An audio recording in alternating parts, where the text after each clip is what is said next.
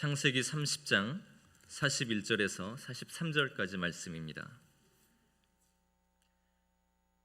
창세기 30장 41절에서 43절까지의 말씀 찾으신 줄 알고 제가 봉독하겠습니다. 튼튼한 양이 새끼 뵐 때에는 야곱이 개천에다가 양떼의 눈앞에 그 가지를 두어 양이 그 가지 곁에서 새끼를 베게 하고, 약한 양이면 그 가지를 두지 아니하니 그렇게 함으로 약한 것은 라반의 것이 되고 튼튼한 것은 야곱의 것이 된지라.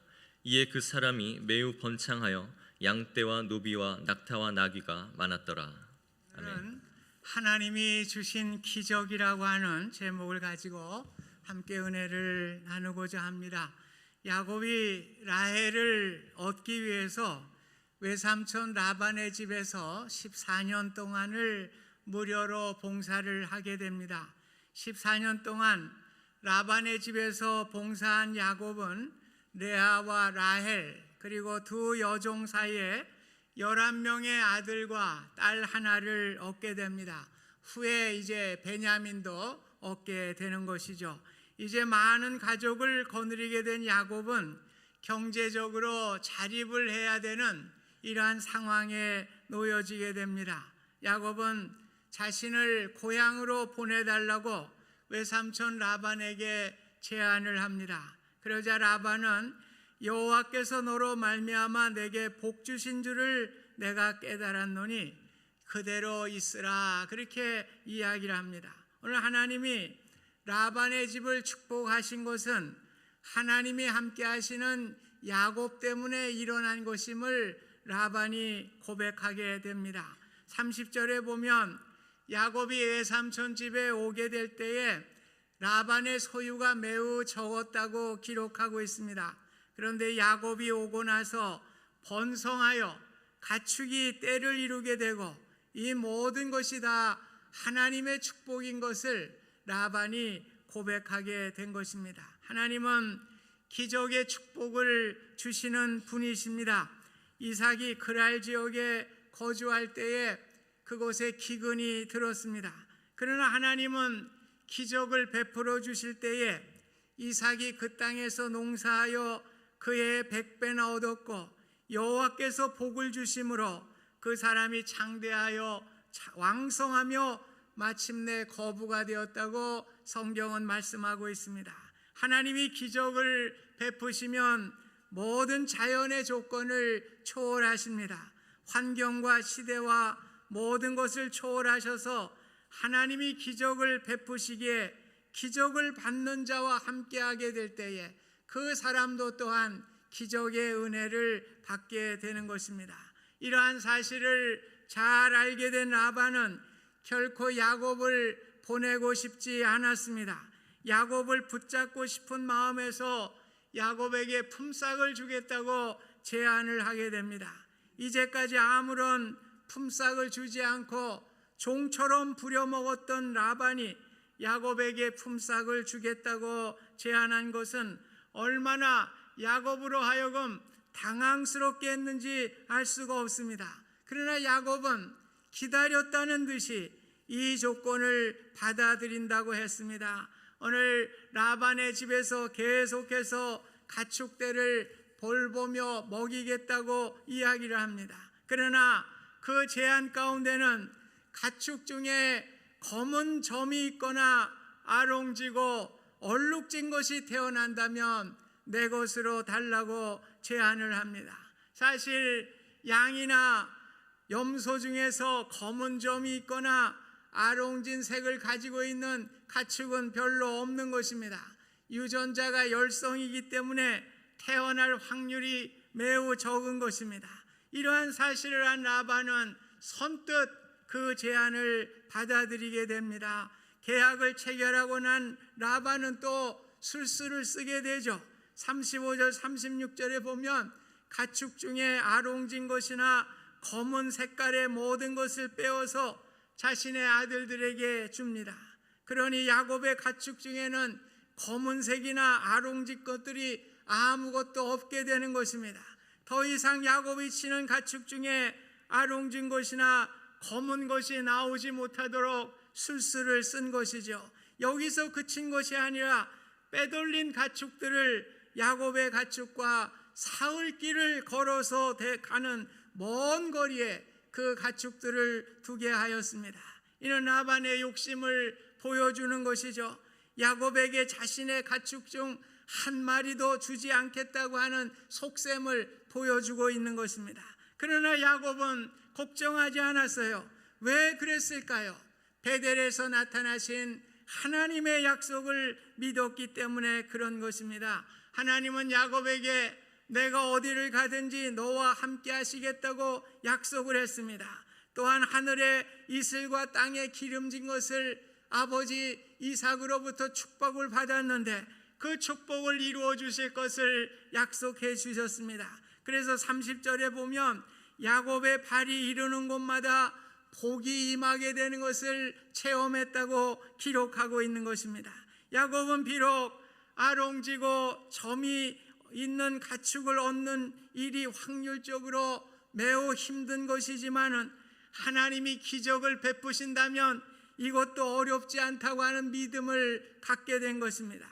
그래서 야곱은 37절 이하에 보면은 버드나무, 살구나무, 신풍나무의 가지 껍질을 벗어서 흰 무늬를 내고 그 나뭇가지를 개천에 세워두게 됩니다. 양들이 물을 마시러 나오게 될 때에 양들은 물을 마시러 나올 때에 교미를 하게 되고 새끼를 베는 습성이 있다고 하는 것입니다. 그래서 나무의 껍질을 벗겨서 아롱지게 만들고 그것을 보여줌을 통해서 아롱지고 점 있는 새끼를 얻으려고 하는 이러한 마음을 갖게 된 것입니다. 이것은 전혀 과학적이지 않고 생물학적으로도 설명할 수 없는 것입니다. 그러나 야곱은 간절한 마음으로 하나님께서 기적을 이루어 주시리라 기도하는 마음으로 이러한 나무를 세워놓게 되었습니다. 야곱의 고백을 보면 그것을 알 수가 있습니다.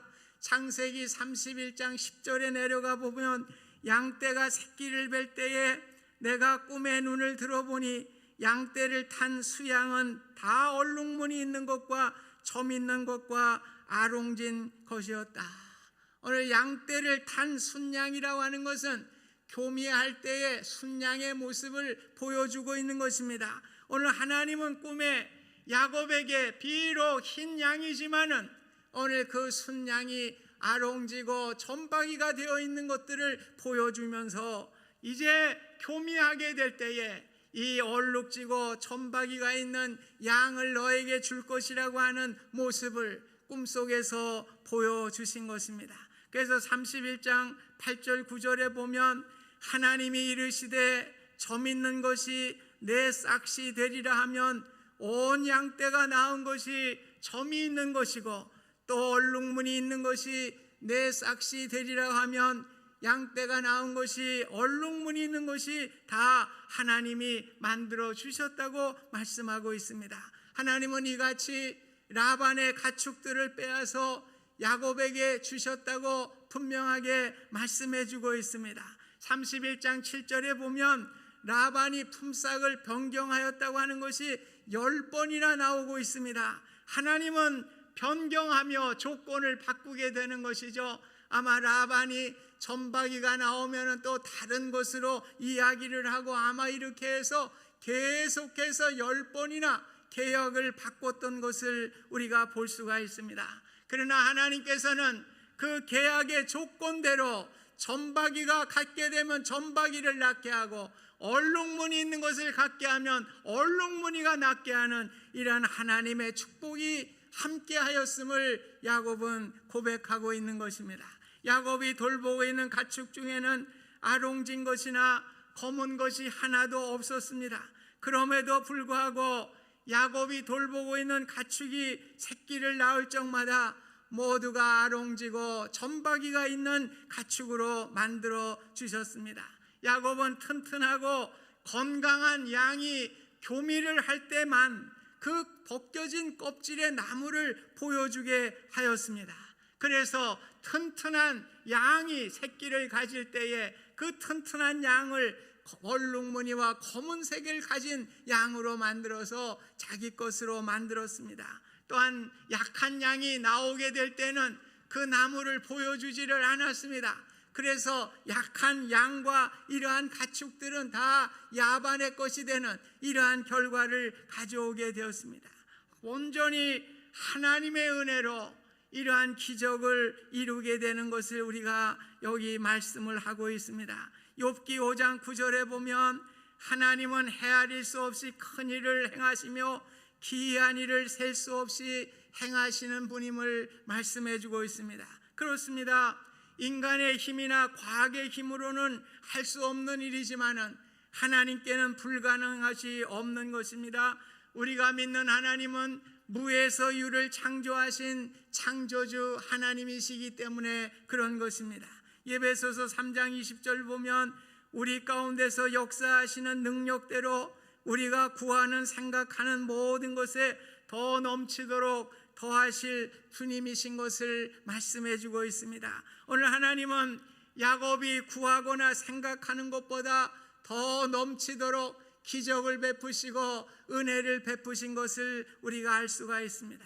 사랑하는 성도 여러분, 여러분의 어려움을 가지고 나오셨습니까?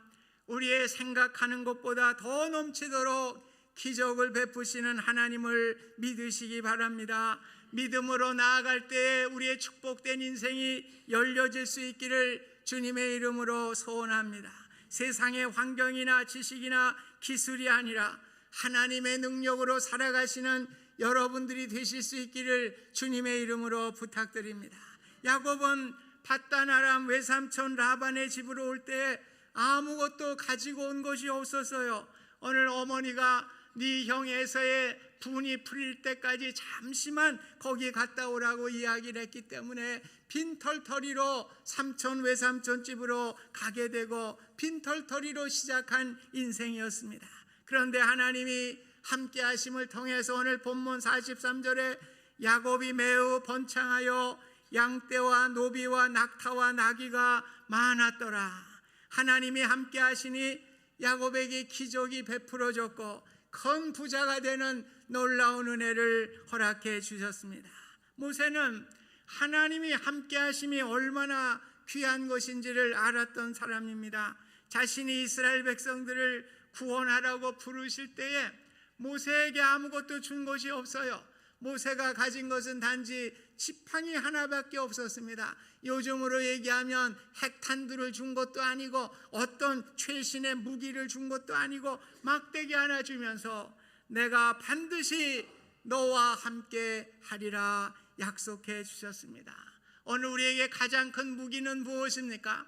하나님이 함께 하시는 것입니다. 오늘 하나님이 함께 하심을 믿고 애굽으로 나아가게 될 때 놀라운 기적을 이루게 되고 10가지의 재앙을 이루게 되고 기적을 통해서 애굽으로부터 해방시키는 하나님의 역사를 체험하게 되었습니다.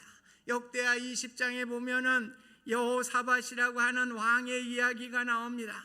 아람 군대가 쳐들어왔어요. 모래알과 같이 많은 아주 도저히 승산이 없는 전쟁이었습니다. 여호사밧은 백성들에게 금식을 선포하면서 여호와께 나가 기도합니다. 주의 손에 권세와 능력이 있사오니 능히 주와 맞설 사람이 없나이다. 하나님은 레위 사람 야시엘에게 보여주시면서 너희는 이 큰 무리로 말미암아 두려워하거나 놀라지 말라. 이 전쟁은 너희에게 속한 것이 아니오 하나님께 속한 것임을 말씀합니다. 그러면서 노래하는 자들을 다 부르라고 그럽니다. 찬양대를 조직하라고 그럽니다. 그러면서 찬양대에 가운을 입히라고 그렇게 일합니다. 그러면서 전쟁에 앞장서면서 여호와를 찬송하여 이르기를 여호와께 감사하세 그의 인자하심이 영원하도다. 오늘 찬송하며 나갔어요. 무기를 들고 나간 것이 아니었습니다. 찬송하며 나가게 될 때에 아람 군대가 혼비백산하면서 다 흩어지면서 그 전쟁을 이기게 되었습니다. 전리품이 얼마나 많이 있었는지 3일 밤낮을 그 전리품을 주워서 꼬박 걸리는 하나님의 기적을 체험하는 역사를 그에게 보여주신 것입니다. 오늘 야곱은 베델에서 만난 하나님이 약속하신 대로 하나님이 나와 함께 하신다고 하는 약속의 말씀을 믿게 된 것입니다. 그 소원을 두고 비록 나무 껍질을 벗겨서 교미하는 각축에게 보이는 간절한 기도의 모습을 보였지만은 사실은 과학적으로 말도 안 되는 행위였습니다. 그러나 기도하며 야곱이 소원하며 하나님 앞에 나아갔기 때문에 빌립보서 2장 13절 말씀과 같이 너희 안에서 행하시는 이는 하나님이시니 자기의 기쁘신 뜻을 향하여 너희에게 소원을 두고 행하게 하신다고 말씀해 주셨습니다. 오늘 야곱이 간절한 소원을 가지고 나아가게 될 때에 오늘 하나님께서 기쁘신 뜻을 위하여 소원을 이루어 주시는 놀라운 기적을 베풀어 주신 것입니다. 예수님은 세상 끝날까지 우리와 함께 하시겠다고 약속을 했습니다. 여러분, 가장 큰 축복이 무엇입니까? 하나님이 나와 함께 하시는 축복인 줄 믿습니다. 오늘 신랑 되시는 주님께서 나와 함께 하실 때에 우리는 참으로 담대해질 수가 있는 것입니다. 오늘 우리 부부가 함께 결혼을 했는데 신랑은 따로 살고 신부는 따로 살고 신랑과 신부가 다른 방을 쓰는 이러한 각방을 쓴다고 하면 얼마나 불행한 일입니까? 오늘 결혼 생활에도 남편이 함께 할 때 행복한 거와 마찬가지로 우리의 신앙생활도 마찬가지입니다. 오늘 하나님이 나와 함께 하신다고 하는 믿음이 있게 될 때에 그것이 가장 큰 무기이고 가장 큰 능력인 것입니다. 오늘도 하나님이 나와 함께 하지 아니하시고 각방을 쓰시고 멀리 계시는 하나님이라고 생각하고 계십니까? 그분은 능력이 없는 것입니다. 세상의 것만 가지고 살아가는 이러한 인생을 살게 되는 것입니다.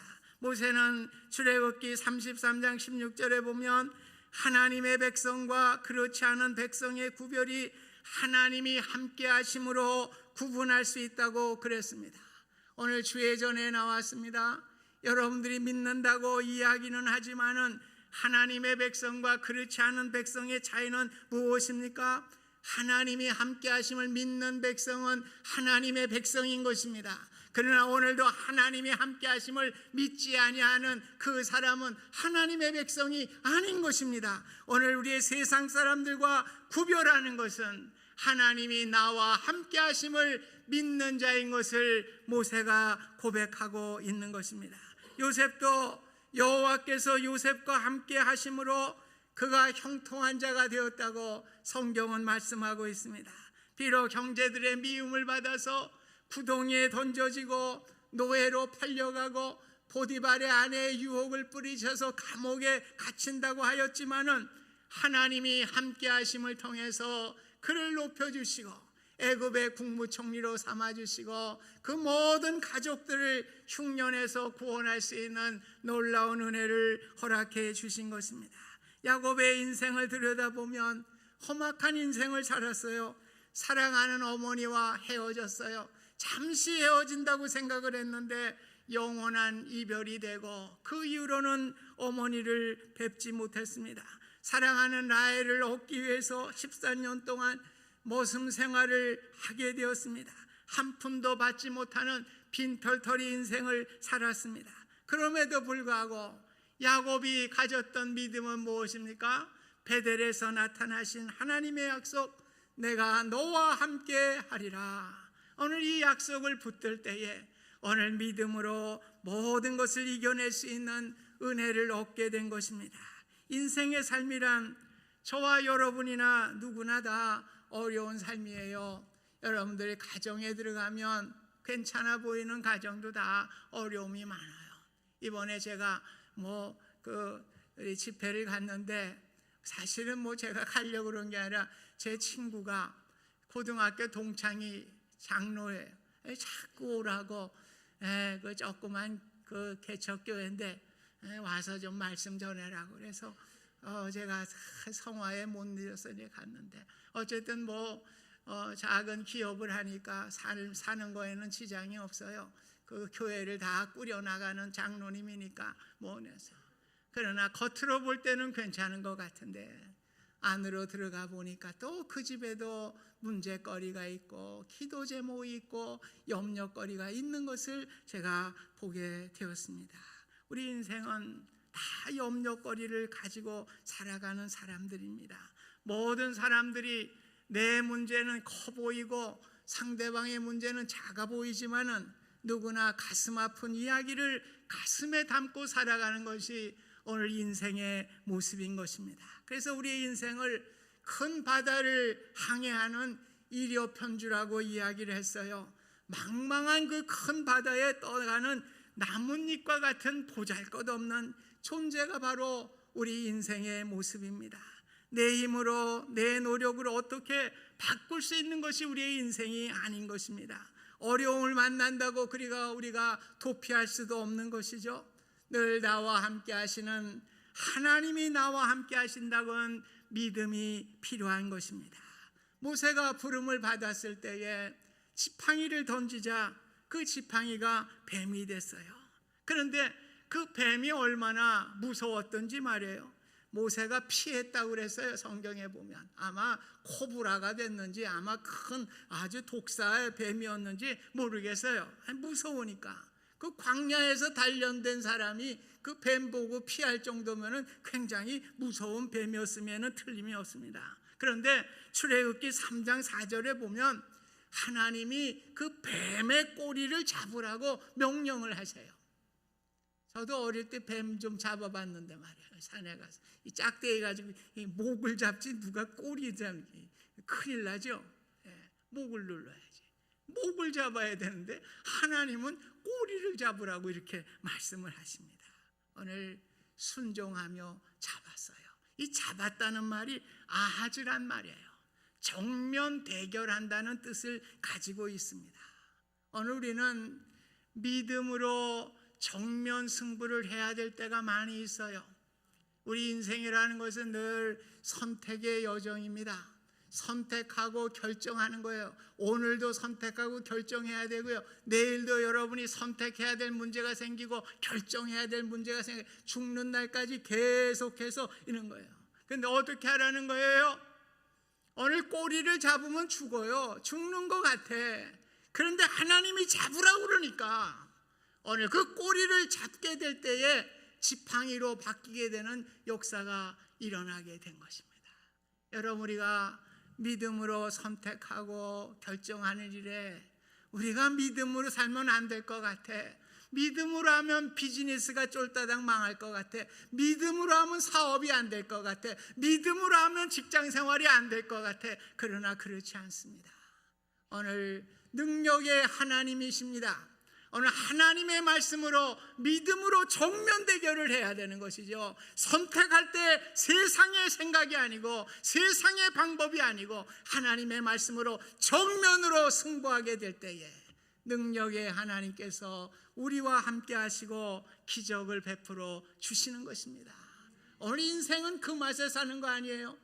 오늘 잠깐 왔다 가는 우리 인생인데 하나님의 말씀에 순종하고 믿음으로 살 때 하나님의 기적을 체험하면서 날마다 주님을 찬양하며 살아가는 것이 우리 인생의 믿음의 아름다운 여정이라고 믿습니다. 오늘 그런 마음으로 살아갈 때 스릴도 있는 거예요. 기쁨도 있는 거예요. 정말 멋진 인생을 살아가는 인생이 될 줄로 믿습니다.